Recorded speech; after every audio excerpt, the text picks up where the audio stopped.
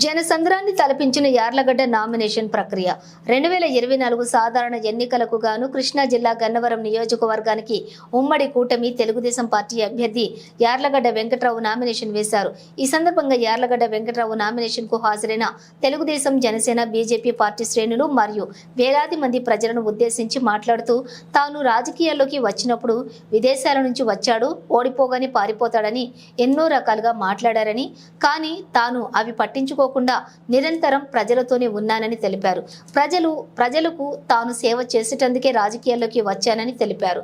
రామవరప్పాడు నుంచి గన్నవరం నామినేషన్ కి వచ్చేటందుకు సుమారుగా 4.5 గంటల పైగా పట్టిందని, అడుగడుగునా తనకు మద్దతు తెలిపినటువంటి కార్యకర్తలకి, అశేష ప్రజానీకానికి ధన్యవాదాలు తెలిపారు.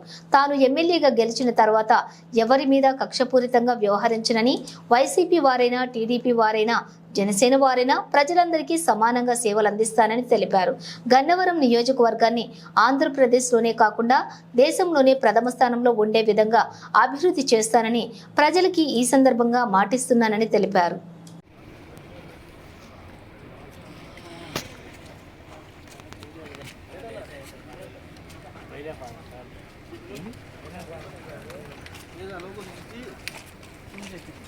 వీడియో తీసామే ఈరోజు వెళ్ళి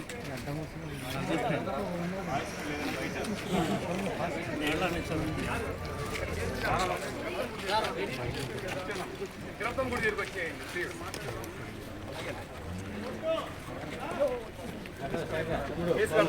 దగ్గరికి వచ్చేస్తామండి. క్రప్తం గుడి దగ్గరికి వచ్చేయండి.